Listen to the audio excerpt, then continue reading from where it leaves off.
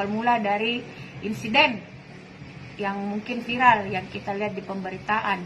Saya juga menyadari posisi saya sebagai camat dan sebagai manusia biasa mungkin agak kurang terkontrol pada saat itu. Oleh karena itu pada kesempatan ini saya menyampaikan permohonan maaf atas ketegasan yang kami lakukan pada saat pemantauan surat edaran bersama tim yang kami lakukan pada malam kemarin.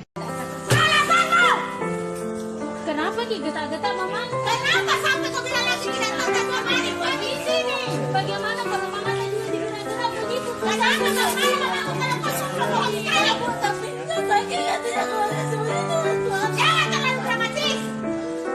Sosialisasi pada tanggal 24 keesokan harinya dan malam hari pula kami melakukan pemantauan terkait apakah yang telah kami sosialisasikan kemarin masyarakat patuh untuk melaksanakan apa yang telah kita himbau kemarinnya. Akan tetapi kami temukan memang ada salah satu penjual yang masih melakukan penjualan di lokasi tersebut.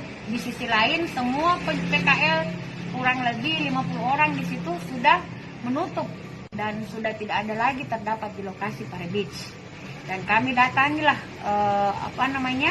ibu yang menjual itu dan mempertanyakan kenapa masih menjual. Ibu itu langsung berkilah bahwa sosialisasi belum dilaksanakan dan belum tahu terkait surat edaran dan Perwali nomor 31. Nah, disitulah awal mula dari. Jangan lupa subscribe, share, komen, dan like ya.